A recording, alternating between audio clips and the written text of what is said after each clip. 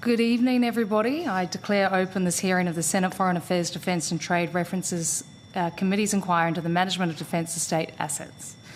I begin by acknowledging the traditional custodians of the land on which we meet and pay my respects to their elders past and present. I extend that respect to the Aboriginal and Torres Strait Islander peoples here today.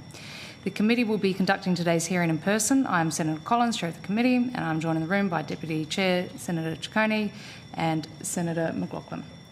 These are public proceedings being video streamed live by the Parliament's website, and a Hansard transcript is being made. I remind all witnesses that in giving evidence to the committee, they are protected by parliamentary privilege, and it is unlawful for anyone to threaten or disadvantage a witness on account of evidence being given to a committee, and such action may be treated by the Senate as a contempt. It is also a contempt to give false or misleading evidence. Witnesses also have a right to request to be heard in camera. The Senate has resolved that an officer of a Department of the Commonwealth or of a state shall not be asked to give opinions on matters of policy and shall be given reasonable opportunity to refer questions asked of the officer to superior officers or to a minister. This resolution does not preclude questions asking for explanations of policies or factual questions about when and how policies were adopted. If a witness objects to answering a question, they should state the ground upon which the objection is made, and the committee will determine whether it will insist on an answer, having regard to the ground which is claimed. If the committee determines to insist on an answer, a witness may request that the answer be given in camera. Commonwealth officers appearing today are also reminded of the Senate order specifying the process by which a claim of public interest immunity should be raised. A copy of the order is available from the Secretariat. I remind senators of their obligations under the Behaviour Code for Australian parliamentarians to treat witnesses with dignity, courtesy, fairness and respect. I now welcome the Department of Defence, and I understand that information on parliamentary privilege and the protection of witnesses giving evidence to Senate committees has been provided to you. For the Hansard record, will you please state your full names and the capacity in which you appear today? Thank you, Chair. Celia Perkins. I am the Deputy Secretary, Security and Estate in the Department of Defence. Peter West, First Assistant Secretary, Estate Transformation. Leo Monterosso, First Assistant Secretary, Service Delivery. Thank you very much. And would you like to make an opening statement? I do. Thank you very much, Chair. Thank you, Chair, for the opportunity to appear before this hearing of the Senate Standing Committee on Foreign Affairs, Defence and Trade, public hearing for the inquiry into the management of Defence estate assets. Since Defence's last appearance before this committee, considerable progress has been made implementing the recommendations of the Defence Estate Audit. On 17 May, Prime Minister Anthony Albanese, joined by Tasmanian Premier Jeremy Rockliff, announced that the federal government and Tasmanian state government will work together to redevelop and transform the 31-hectare Derwent Barracks site to provide housing, open space and community infrastructure. Defence has successfully concluded the sale of the Penrith Training Depot at a sale price of $23 million. On the 26th of June, relocation of occupants of the Carlton Training Depot in Melbourne, Victoria, to the Mount Waverley Training Depot was successfully completed. That site is now vacant and ready for the Department of Finance to commence transition to divestment processes.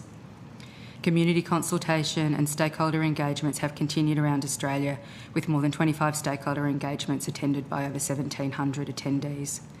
The Deputy Prime Minister, Richard Marles, the Minister for Defence Personnel, Matt Keogh, and the Assistant Minister for Defence, Peter Khalil, have hosted roundtables with key stakeholders, including peak organisations, state and local government representatives and other key stakeholders.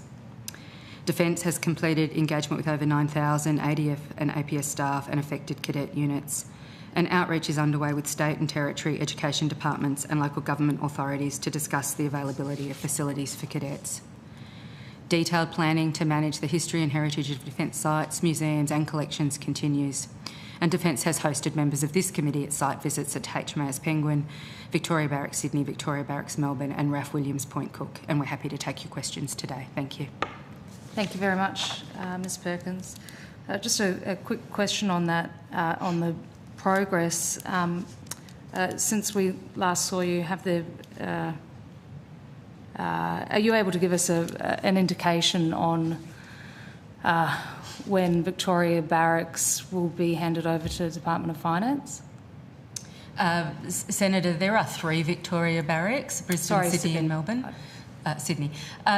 Senator, as perhaps we have canvassed in these hearings before, we're working with the government and with the Department of Finance on the preparatory work to move people and capabilities to other sites. As you'll see by our progress at Carlton and Penrith, our sites are easy and complex. We have not yet settled with the government an anticipated transition date for Victoria Barracks Sydney. We are doing that work now. Okay. Have you done that with HMAS Penguin? Yes. Okay, so when's their vacate date? We haven't settled the transition time frame for HMAS Penguin. I think it's fair to say, and I believe we've made these points before, the government expectations as publicly shared by the Deputy Prime Minister and the Minister for Finance is that they anticipate the sales process for all sites will be commenced by the end of 2027. So we are working over the course of the next 2 years, but for those more complex sites, that detailed planning continues in close engagement with the Department of Finance and with ministers. Okay, so by the end of 2027, all 67 sites will be vacated. I think just to be very precise on the language that the Deputy Prime Minister has used, by 2027 that the sales process has commenced. I think the government understands the complexity of some of these movements. I would note specifically the announcement that the Prime Minister made in relation to the Derwent site, that transition would take 12 months or longer. So I think that we will have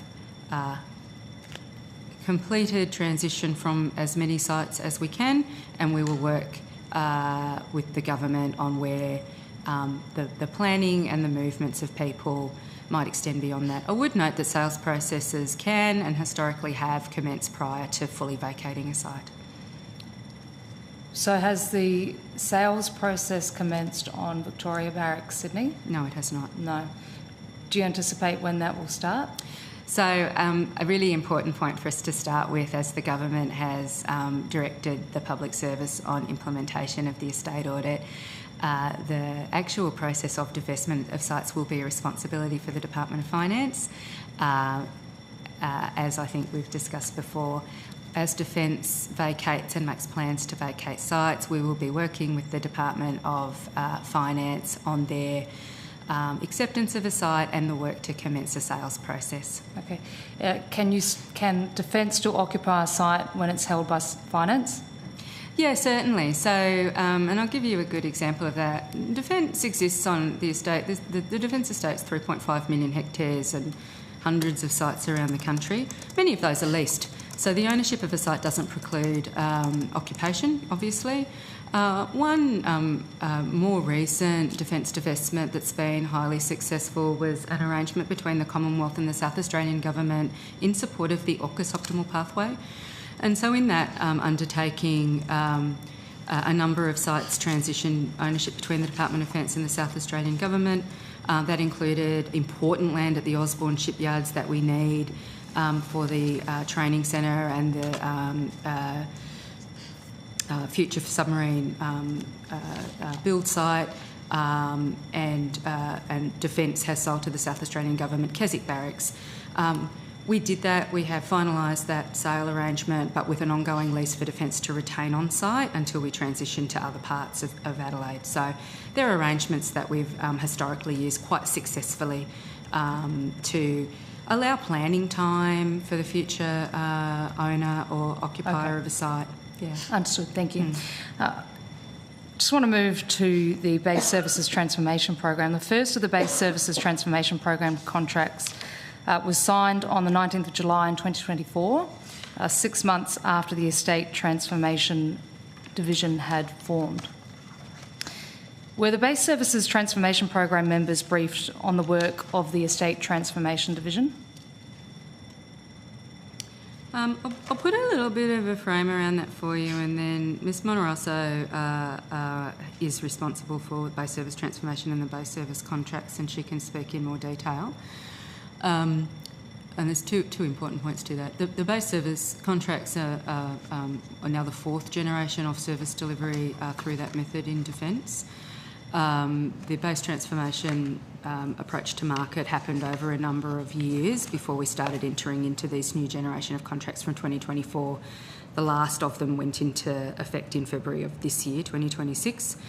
As we went to the market in a staged market approach, we were very clear in the tender process that all proponents needed to be able to respond to changing shape and size of the estate over time. That is something we do. We've been in these contracts since the early 2000s. In the journey through a multi-year, multi-stage tender process, members of the senior leadership undertaking the procurement activity in Defence were briefed into the Defence Estate audit process. At which point were they briefed in? Sorry, can you just be a little clearer about that? Now, as members of my leadership team, Ms Monorosa and her predecessor were briefed in on the estate audit. They would have provided inputs to that process as it was underway. And as we've discussed in this forum a number of times, from 2024 through to government decisions, we maintained a senior working group in Defence to work through the estate audit recommendations. Ms Monorosa has been a member of that group. Sorry, but when were they briefed about the changing estate footprint?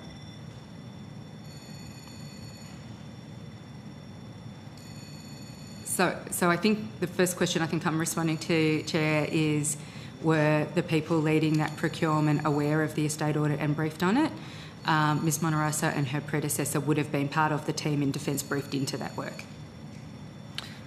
Would you like to add to that? I commenced in the role in June of 2024. I don't recall the exact date I was briefed into the estate audit work, but it would have been around probably the first, couple of months of me commencing in the role I'm currently in. And when was that? Sorry, I didn't quite hear. June of 2024. That I commenced in this role, which I'm still in. The procurement process, as Ms Perkins mentioned, actually commenced in October of 2022. So it was a multi-year, multi-tranched process, delivering services, a range of services across the entirety of the estate. That's everything from sustainment and maintenance of the estate through to those living and working services, catering, cleaning, access control, firefighting services. So it was a multi-year, multi-phased approach. So commencing in 2022, the last tranche of contracts transitioning through in February of this year. So I was aware of the audit, would have been within the first couple of months of my commencement into the role. I would add to Ms Perkins' statement that the contracts themselves provide Defence with flexibility on not only the services that we might require from our service providers, but also the sites that we might require. And that might be an addition of a site or a reduction or addition of a service or a reduction. So they've got flexibility within them to operate as we might need them to. Okay. So the Base Services Transformation Program was kept informed, briefed on the work of the Transformation, Estate Transformation Division. So just to be careful and precise in the way that we undertake a project of this nature in the public service, a branch head in my organisation led that work. That branch head works to Ms Monorosa.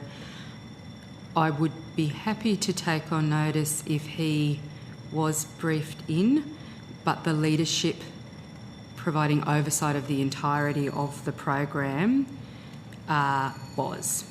I should add the Base Service Transformation project and the procurement activity was briefed on a very regular basis to senior Defence committees. So there was a high degree of senior oversight in Defence of that procurement as it progressed through to contract signatures. Okay, and the leadership, what do you mean by leadership? Who was in the senior leadership that you're referring to there? So in Defence, we manage the complexity of the organisation and the oversight of the intersection of the many lines of work through portfolio enterprise committees. There are a number of those. There are two that are relevant to this. One is the Investment Committee, the other is the Enterprise Business Committee. All major commitments of defence budget towards future contracts and procurements will be considered by one of those committees. The Enterprise Business Committee, chaired by the Associate Secretary and with every Defence Chief of Service and Deputy Secretary as a member, provided oversight for the base service transformation project throughout its life until we got to final contract signature. And are you on all those committees? Yes, I am. You are? And do you oversee both programs, the Base Services Transformation Program and the Estate Transformation Division? Yes, I do. You do. Okay. And when did the Estate Transformation Division make its final recommendation on the 67 sites? Senator, as important, I think, just for the record, to describe that the 67 sites were recommended by the independent review leads. The government asked Defence to analyse that work and to come back to government with advice. That analysis was undertaken, led by Estate Transformation, but supported by representatives of the Navy, Army, Air Force and the other defence groups. Advice was provided to ministers throughout 2025. Ultimately, Cabinet considered a submission taken forward by the Deputy Prime Minister, and that was the basis on which the government's response to the Defence Estate Audit and its directions to us on its implementation was made. Okay. And I'm happy for you to take this on notice so you get the exact dates correct, but if you can provide me just the dates of the advice that you gave to the Minister, that would be terrific. Yes, thank you. I can take that on notice. Thank you very much. Just taking a step back a little bit, the Estate Transformation Division and the Base Services Transformation Program, did you keep them both informed of each other's work? As a leadership team, my senior leaders were kept well informed across the two programs. I think it's important to describe that the estate transformation work through 2024 and 2025 was doing both leading an analysis of an independent audit and planning for how Defence would implement it were the government to make decisions, and looking after Defence's broader property portfolio. The Base Service Transformation Project was a procurement project. So the base service contracts have existed through multiple generations since about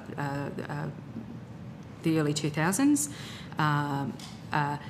And those existing base service contracts were coming to the end of life. We'd had those in place for about 10 years, and it was a procurement program, a procurement process across those suite of services that we needed to conclude to have new contracts in place to deliver services.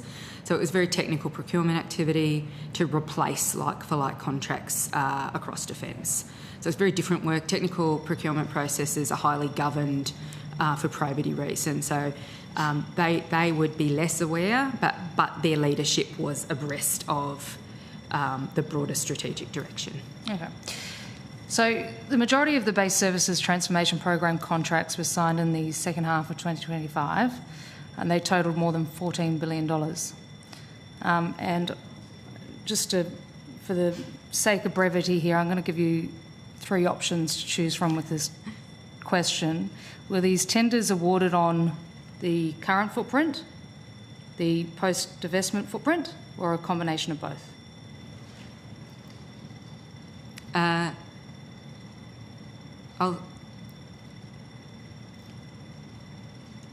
think on the current footprint, but with flexibility to understand that they are long contracts. The last generation lasted 10 years, and it is highly usual and built into the contractual basis that Defence will make changes over the course of all of the contracts are let on an initial 6-year term with two-year extensions. And they are built with a flexibility to respond to Defence's changing strategic needs or operational needs. and different activities that Defence may require or may not require into the future. And I'll give you an example of that. In the previous generation of contracts, we asked our base service providers to significantly change delivery during COVID as we stopped doing certain activities and needed to change services. We routinely ask through these contracts for our providers to surge for a very large exercise that may not have been envisaged in the next few months. I hope you have the opportunity to join us for some of Exercise Pitch Black. That would not have been, I'm certainly hoping to get to Darwin, that would not have been envisaged, you know, as part of the base services, but we will surge those contracts to give us more support in different places. Another really excellent example, we brought online in the last few years the Defence Accommodation Precinct in Darwin. It has been a tremendous adjunct to our capacity to accommodate the force in Darwin, including through exercises. We needed to add that to the footprint. So we went to market in 2021 on the existing footprint, but we always expect in these contracts the flexibility that the footprint of the estate or what we need them to do over time might change. Okay. Yep. And the tenderers were provided with information on which bases were to be divested? Not until the government made decisions and announcements. Okay.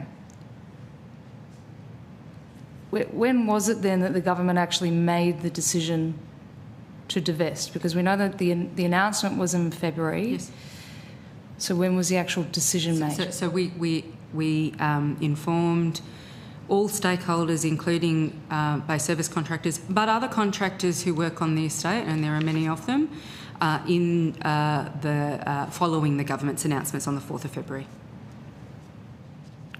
Okay, so the government... So, sorry, the decision would have been made before the announcement. So was it made that week or was it made... That would be a matter for the government and cabinet processes. So you weren't made aware before the announcement, the media announcement, that they had decided to do that? Senator, I think I can speak to when we had authority from the government to notify our stakeholders, including base service contractors. That occurred from the 4th of February when the public announcements were made. Okay, so the stakeholders where they'd been given $14 billion in contracts were made aware via a public service announcement? Ms Monterosso spoke to them all. Personally that day? called that day. Each one of them, personal phone call and then a virtual, they're obviously all around the country, a virtual meeting to then inform them as well. Okay. And then there's been subsequent contact with them as well. All right. And when were you made aware of the government's decision? I would have to take that on notice. Can you just give us a ballpark? Was it a couple of days before? Was it months? Was it a year before? When was the... Senator, I will take it on notice in the normal manner of things as a public servant, briefing ministers and being part of the cabinet process. I want to be quite careful about cabinet processes, but let me take that on notice and I'll seek advice on how I can respond to that question. Okay, because I'm not asking about what's discussed in cabinet. I'm asking about when you're overseeing those two significant programs, Base Services Transformation Program, State Transformation Division, which was formed in January 2024. So I'm going to guess that, the announcement was made in February 2026. You've formed it 2 years beforehand. So I'm going to guess that the decision was made 2 years before the announcement. Are we talking a few years or are we talking a couple of days? What's the... Senator, I've taken the question on notice and we will respond to that. Okay. You can't just take a question on notice because you don't want to answer it. It's not how... If you're going to do a public interest immunity claim, you have every right to do that. Doesn't mean that we will accept it, but you still need to answer the question. Senator, we are absolutely trying to assist the committee, and I think we've rehearsed with you a number of times the process that we followed. The government directed us to undertake analysis through 2024. We worked with the government after the last election throughout 2025, and the cabinet considered these matters late in 2025, and announcements were made on the 4th of February this year. So they're the sort of timeframes. Okay. late in 2025. Okay. I want to understand exactly what base services are covered by the base services transformation program. So if I'm a combat engineer on a base and a light bulb goes, what do I do?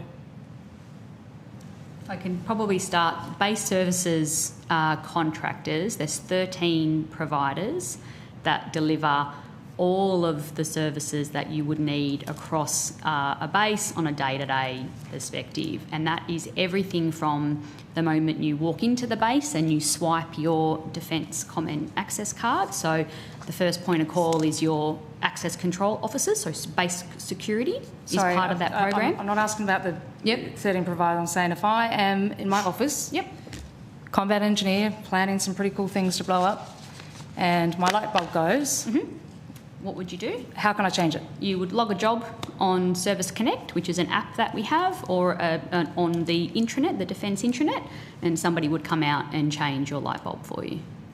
Somebody on base? Yes. They might not be permanently based on the base. They might service a range of other sites, but yes, somebody on base would come and change the light globe. I logged a job last week for the light in the latest bathroom, and they fixed it later that day. Why can't I change it myself? If I am a combat engineer, why can't I change the light bulb myself? Why do I have to go through that process?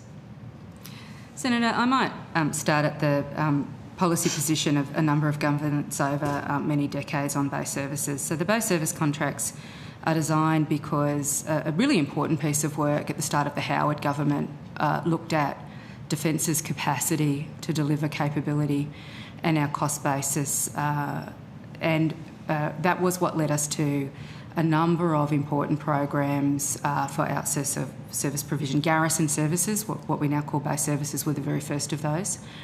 And the principle that guided that was we did a lot of things ourselves, and we had a lot of combat engineers up ladders changing light bulbs. But a combat engineer is a highly experienced, highly important resource for us. And what we found was that was diverting the uniformed force to tasks that wasn't what they were employed for, at the detriment of generating combat capability, which is the core purpose. Where would they buy the light bulb from? Where would they store the light bulb? And the base service contracts operate in such a way that a common industry capability that I'm sure is not very different to what happens in this place or any other university or hospital or school, is that we can provide a nationally consistent service at a much lower price than uniformed members undertaking basic and routine maintenance, and we can manage that everywhere around Australia in a highly consistent way. We've tested that over many years. A big part of the base service transformation program that led to the retendering is our way of testing again how the market can deliver these services, and from my perspective there's two really important advantages of that. The way we structure these contracts means that any ADF member at any site in Australia can expect and receive a consistent level of service. It's really hard in a remote place to get the same access to catering if we're not, managing contracts nationally. And the other really important thing is we can deliver a consistent service and expectation of response around safety and security. So rather than at each site, each member or each local command having to attend to the business of the work health and safety requirements or the ordering of things like light bulbs, the design intent here is that the ADF focuses on raising, training and sustaining and generating capability, and the base service provision that we provide takes care of all of those back office functions in a consistent way nationally. Okay. How much does it cost to change a light bulb? I couldn't tell you. We don't price, individual activities down to that level of detail. It's not a thing that it is a thing that is delivered, and the contracts provide all manner of services over a whole range of locations. So they're not. We're not paying invoices based on a single change of a light bulb. It's not how the payment arrangements work. Well, let me put it this way: how many people does it take to change a light bulb on a base? one technically, the person changing the light bulb, but it is part of a broader contract that delivers a whole range of services across the estate. Absolutely. It should just take one person to change the light bulb, but you've identified that there are 13 providers on a base. The combat engineer is in his office. He wants to change his light bulb. He's not allowed to change his light bulb. You have to then put in a base request. That goes through presumably a human who then diverts it to somebody on base that can come and change the light bulb. That person then has to go to where you said there are stores of light bulbs in a particular place because you can't have spare light bulbs in your office. They're in the car park next to where I park in Russell. Yeah. Well, there you go. Yeah. So somebody has to go and get that. To go out to the car park to get a light bulb? Yeah. And then presumably it then gets passed on to an electrician, probably not the apprentice electrician that we're already paying the wages of, but a contracted electrician to change the light bulb. There is a very long process and I'm presuming that it's probably going to take about all day for that light bulb to get there. So it begs the question, how much does it cost to change a light bulb in a defence base? As I said, Senator, I could not give you a cost to change a light bulb. That's not the way in which the contracts are. We don't invoice on the changing of a light bulb. There are fixed fees within the contract where they are, the service providers are delivering the services that we need to make sure that the buildings and all of the facilities are running in the order that they need to run. One of those activities might be the changing of the light bulb, but it might also be a range of other things. Okay. It might be fixing a lift. It might be, cleaning windows. It's the entire day-to-day operation of the site. We're not paying single invoices for the changing of a light bulb. Okay. It would be really helpful if we could see the life cycle of changing a light bulb, how many hands it goes through. I know you're looking at me like this is a ridiculous line of questioning, but we're trying to understand the maintenance program on these bases. I mean, the whole part of the rationale for selling somewhere like Victoria Barracks, Sydney, the heart and soul of the Army, is because things like changing a light bulb cost too much. That's the rationale that we had. So let's unpick it. Let's understand it a little bit more. How much does it cost to change a light bulb? Combat engineer can blow up bridges, go behind insurgent lines, but he can't change his own light bulb. That's what we're trying to understand. We have apprentices on bases. Wages already paid for by the Defence Force. And we can't use them. So that's what we're trying to understand. Now, these are $14 billion in maintenance contracts. It's an extraordinary amount of money. Senator, if I can just confirm, because I do think it's important, while maintenance is a component of these contracts, they include many other services. As one example, the first of the contracts to be entered into in the new generation was for firefighting services, for instance. So our firefighting provider provides critical firefighting services at many of the airfields at which we operate. We've recently extended that contract to provide the firefighting support necessary at HMAS Stirling for the AUKUS program. So I would just, I think it's important for the committee to understand that $14 billion is over 6 years and that it is for services that include range management, that include the clean-up of unexploded ordnance and decontamination, that include access control and security at all the sites in Australia. So while maintenance is a component of those contracts, it is also living services and catering for our people on every site. So it is a very, very broad suite of services nationally. Okay, thank you. I'm going to pass the call to Senator Shoebridge. Thanks, Chair. So when we were on the site visit at Victoria Barracks in Melbourne, you advised the committee that the maintenance costs for Victoria Barracks in Melbourne was $900,000 per annum. I think you indicated afterwards that you had some further information to give. Do you have any further information to give? Senator, as we discussed at Senate estimates, I fear that in the enjoyable time we were having touring the Cabinet War Rooms, I had confused a number of figures, including the planned future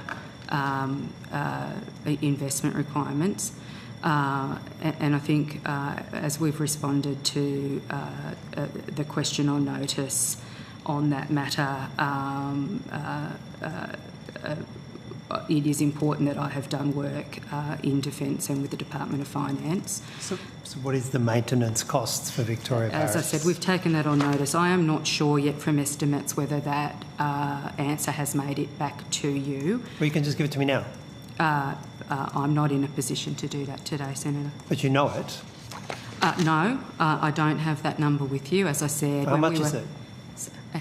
You do know it, so you're just not giving it to us. Senator. Which is not actually a reason to not answer the question. Senator. If you know it, you have to tell it. What's the cost, the annual cost for maintaining Victoria Barracks in Melbourne? Senator, as I described to you when we were discussing this matter at Senate estimates, I think I conflated planned future investment were we to stay on site.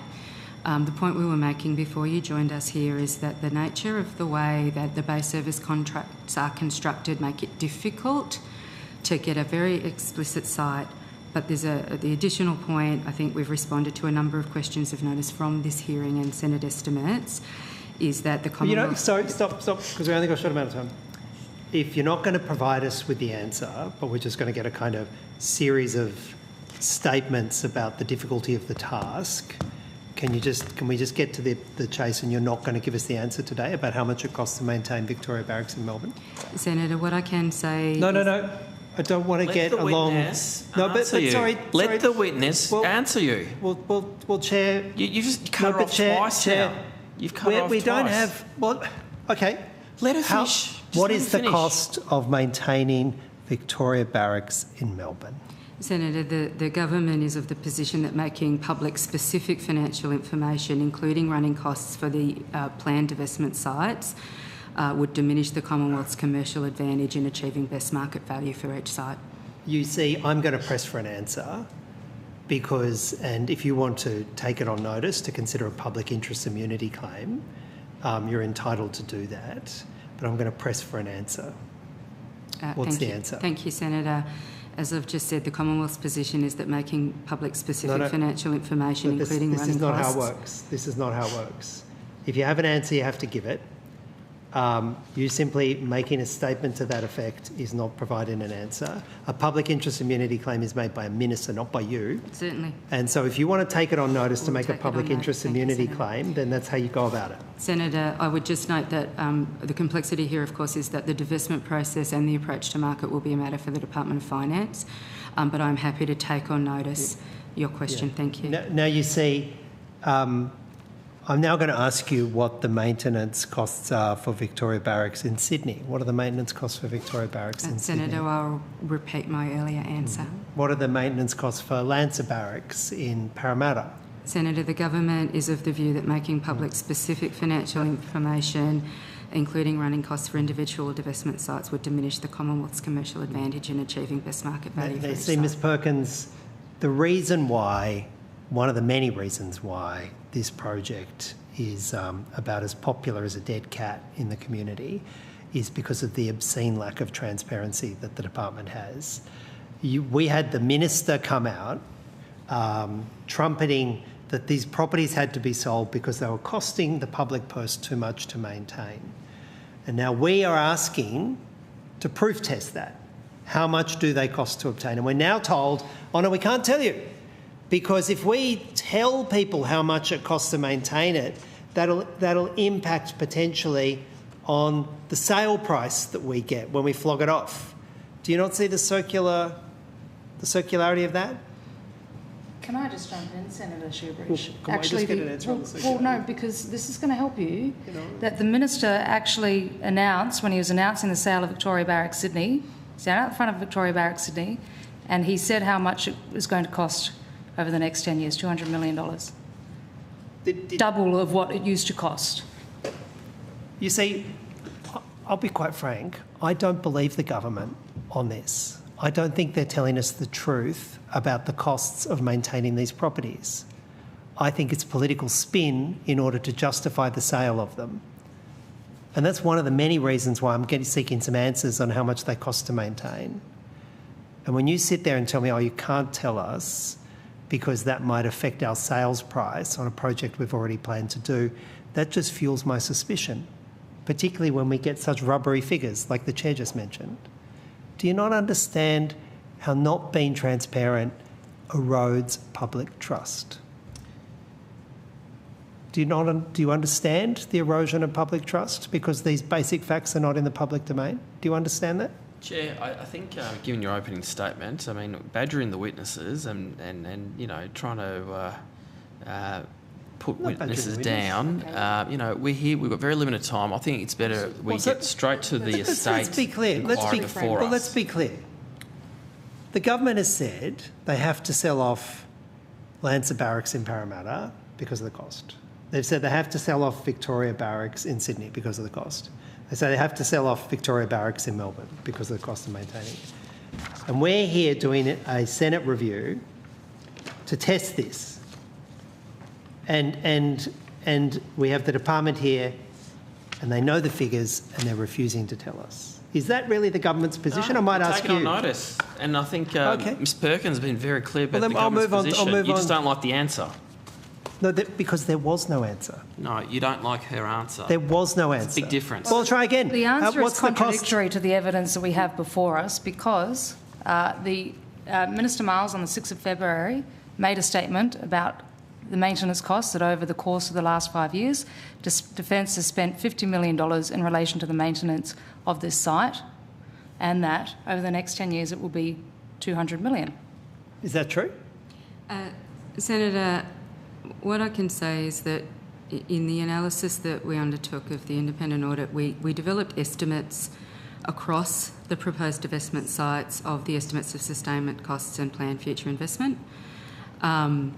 We know with a high degree of accuracy what we spend nationally and the size and scale of those 67 sites as part of the broader estate. We have shared the headline assessment the government has made on the potential cost of proceeds of divestment and sustainment savings. I was present at Victoria Barracks, Sydney, when the Deputy Prime Minister made those comments, and I can again take on notice. Well, were they true? Were they true? Is what the Deputy Prime Minister said, was it true? The Deputy Prime Minister is at liberty to use the information that he was given.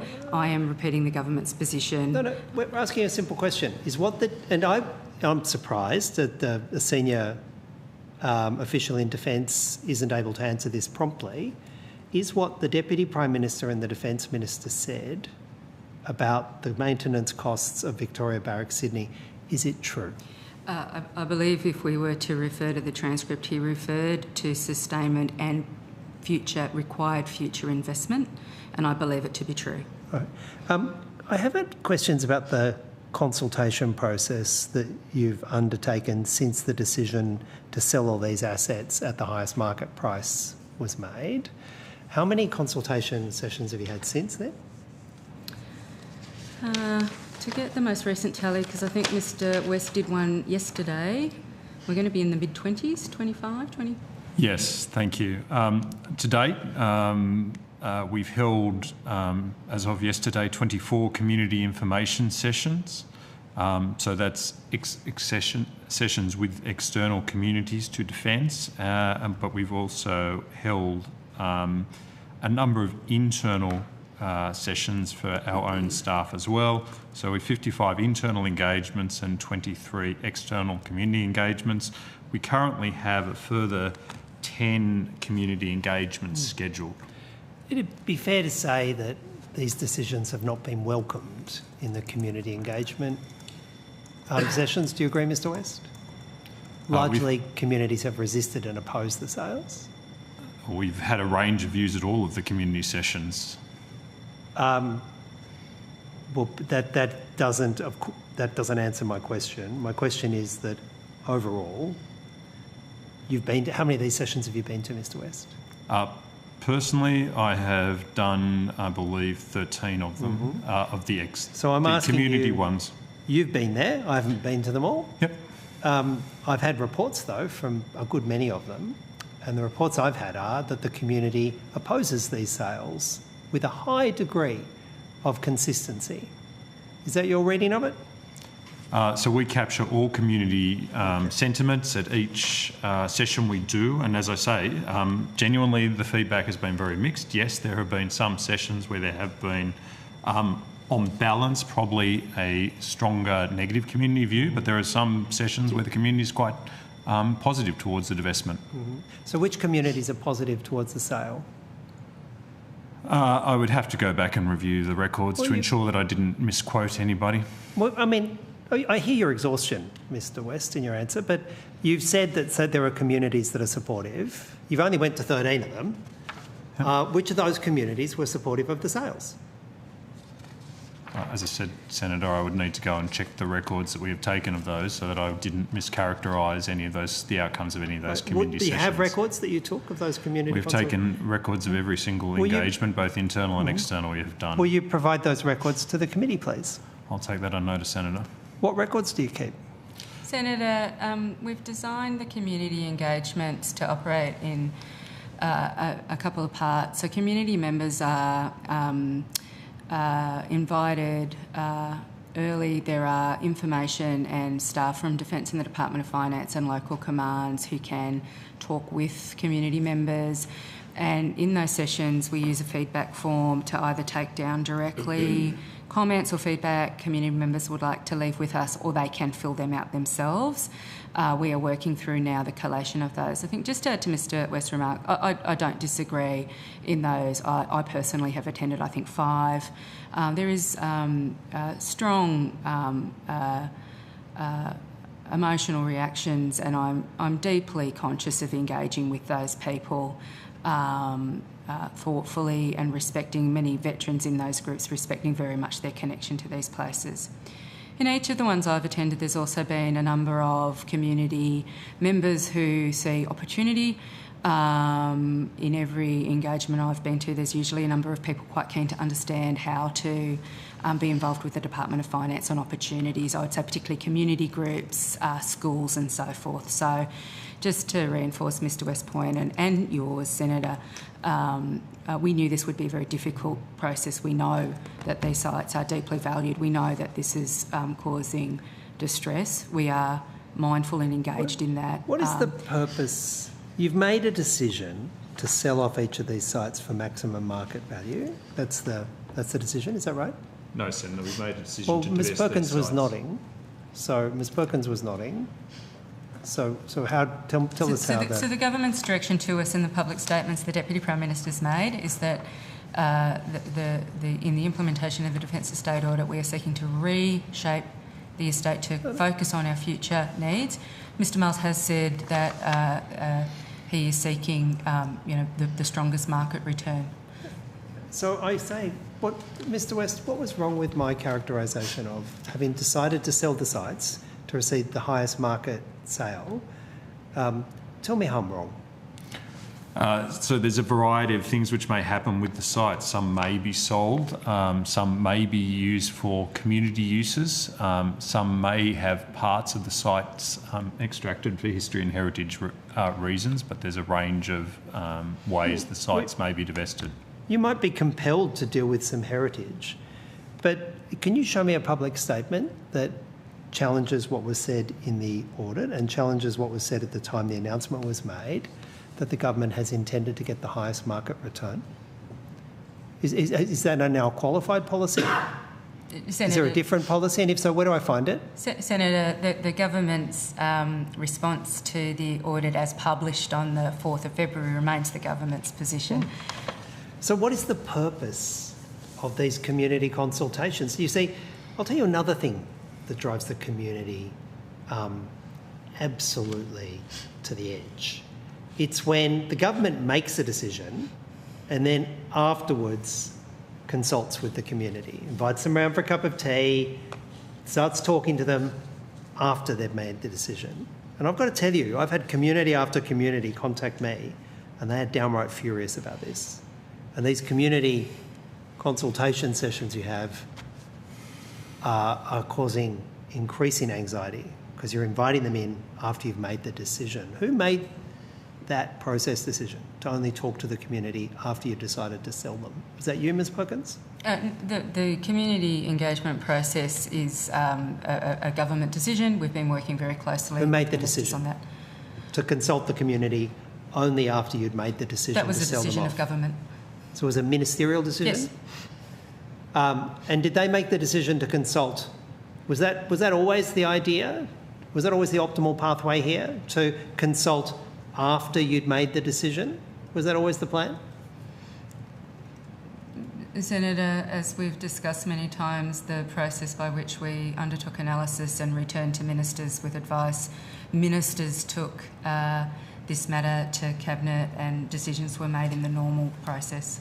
No, I'm asking, was the decision to consult, was it always the plan to sell the sites and then consult the community afterwards?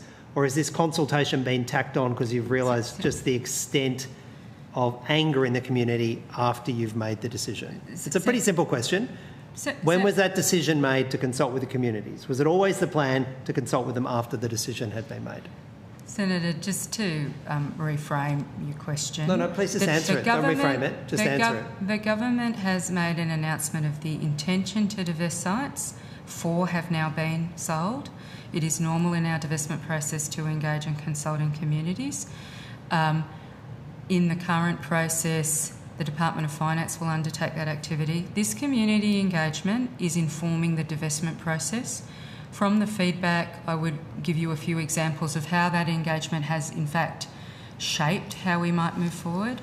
A very clear early message from the community engagements is the importance to particularly cadet units of geographic closeness, and that absolutely I saw form a supportive view from ministers to give us some more direction on where we were looking for cadet sites. I've had a lot of strong engagements with community groups involved in wetland management, for instance, and it's been a good opportunity to share environmental planning information. So, Chair, I'm going to take a point of order here. My question was, when was the decision made? And I've been waiting now patiently for about the better part of 2 minutes for Ms Perkins to answer my question, which is, when was the decision made to consult the community? Was it made after the decision was made to sell all the sites, or was this always the plan, to consult them? When was that decision made, Ms Perkins?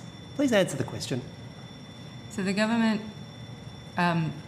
made a public announcement. In support of the public announcement, Defence has been working on the implementation plan, which included a line of effort around community and stakeholder engagement. That engagement commenced on the 4th of February when the public announcements were made. So was it always the plan to consult the community after the decision was made? This Yes. was always the plan? Yes. Okay. Okay. Thank you, Senator Shoebridge. All right. On the 11th of September in 2025, the property and asset services contracts were awarded, right? New South Wales, ACT and Queensland was awarded to Spotless Facility Services, and Victoria, Tasmania and WA were was awarded to Venture Australia Proprietary Limited. Did Spotless Facility Services bid for the work that Ventia won? And did Ventia bid for the work that Spotless won? I'd have to take on notice who bid for what packages. As we said before, it was a sort of multi-year, multi-tranched process. The first part of the procurement was a request for information, then shortlisted respondents went into co-design activities, and then we did an RFT. It was an open approach to market, and so all of those bids that we received were then assessed and evaluated, and then we would have entered into negotiations with the preferred tenderers. So it's quite possible. Yeah, it's 6. Yep. Sorry, but that means we don't have quorum. Okay, well, Because I'm physically down there. yep, but this is until 6 o'clock, so we can take till 6. Finish at 6? Yep. All right. Thank you. All right. Okay, so if we can take that on notice, that would be terrific. Did you have any probity concerns with those two companies? And if so, how did you mitigate them? So we had external probity advisors available through the whole process. and any probity issues that may have been raised during the process would have been sought advice from our independent probity advisors. Okay. On the 12th of December 2024, the ACCC started civil proceedings in the Federal Court against Spotless Facility Services and Ventia Australia for alleged price fixing related to estate maintenance and operation services for the Department of Defence. So the outcome of that action has not been decided, but you still went ahead and awarded them both multi-billion-dollar defence estate maintenance and operation services contracts months later. So did you conduct an internal investigation into the probity concerns raised by the ACCC? And if so, when was the outcome of that investigation presented to you? So we became aware of the ACCC commencing their civil proceeding against both Spotless and Ventia on the 11th of December. Prior to that, we were not aware of the ACCC's investigation. We did take the allegations very seriously, and of course we did seek independent advice from our probity advisors, and also legal advice from our legal advisors as well, as we were in the middle of that procurement process. We did also seek assurances from both of the companies as well as to the allegations that were put forward to them. Ultimately, we did continue with the procurement process, which you've outlined did result in them both being awarded contracts. Defence is an affected party in this particular issue, and the matter is still before the court, so we don't have an outcome as of yet. Depending on the outcome of the court, we will take advice as to what actions we might take from then. Is it the case that there's actually nobody else to award it to? Is that... No, so despite the fact that they were taken to the federal court for cartel allegations, you still awarded these multi-billion-dollar tenders? Senator, I think I'd just like to add to Ms Monoroso's points there. Defence took this very seriously. I personally called in at a board and CEO level, both providers. They, at our request, undertook internal investigations. The matters are still before a civil action with no outcomes, and as we've described, we've taken probity and legal advice. We had many proponents tender for the base service contracts. We are bound by procurement rules in how we undertake a procurement. There is quite a bit of movement in the new contracts. There are new providers. This is a robust national market, but we must make procurement decisions on the basis of a tender appropriately conducted legally. So to be clear, your investigation was you called in the two entities who are the subject of ACCC proceedings for gross breaches of competition laws, and your due process was you asked them to do they did internal reviews. That was your due process. Yes, and they each... They are currently in court because of allegations of grossly unethical and illegal behaviour, and you rely upon their internal reviews. That's your robust process. I think, as Ms Monoroso said, we have taken at every stage legal and probity advice on how to proceed. These are civil matters that are not yet concluded. The presumption of innocence remains. There's no presumption of innocence in civil proceedings. Not when you're awarding... There's no presumption of innocence in civil proceedings. It's just making that up. Each of the proponents are strenuously defending the charges, and they have the right to do so. As Ms Monoroso said, when there is an outcome, we will of course review that decision. Each of the companies undertook an external review which they provided to the Department of Defence for how they were attending to their internal governance and probity around these matters. Who are the probity advisors? For the base services procurement, the probity advisors was the Australian Government Solicitor. They're the external probity advisors. Probity advisors, the Australian Government.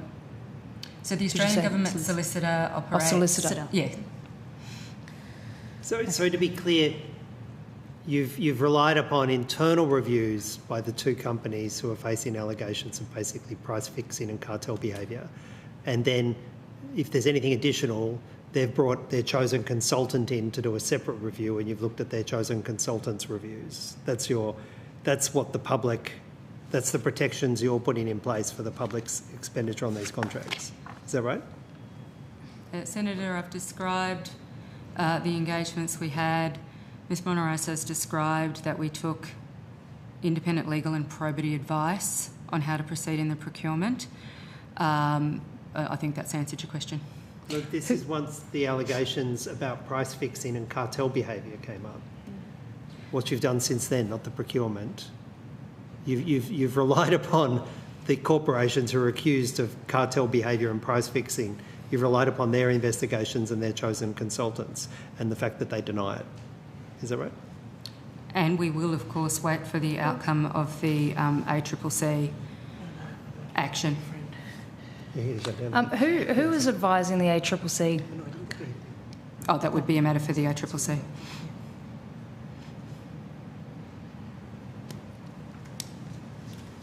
Have you sought a briefing from the ACCC about this? The ACCC briefed us immediately prior to them taking the action. So the 11th of December is when the department was advised by the ACCC.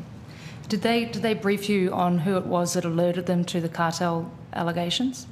I'll have to take on notice what it was that they actually told us. It was very brief, but I can take on notice if they told us who it was. But it was very brief advice. Who were the internal probity advisors of Ventia and Spotless? Let's take that on notice. Thank you very much. Okay. Can I just put some questions on notice, please? Thank you. Can you confirm, please, whether Victoria Barracks Sydney is within the scope of Compass Group's Living and Working Services Contract CN 4195926 and Spotless Group Property and Asset Services Contract CN 4195929?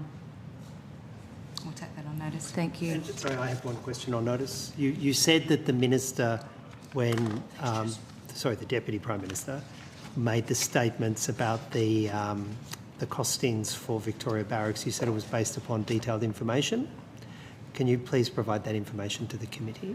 And can you A, identify what the information is, and B, provide that information to the committee? I'll take that on notice. Okay. Last question on notice. Can you provide, the Defence Estate Audit provided data on the daily use of Defence Plaza Sydney in August 2023. Can you please provide on notice the same figures for Defence Plaza Sydney for July 23 and September 23, August 24 and August 25, Defence Plaza Melbourne, August 23, August 24 and August 25. Thank you very much. Thank you. Okay. That concludes today's hearing. Thank you to all the witnesses who appeared and to Hansard and Broad. Oh, but one other thing. He needs to go and put his party dress on. You need to do your hair. I know. Thank you to Hansard and Broadcasting for their assistance. The committee stands adjourned. Good night.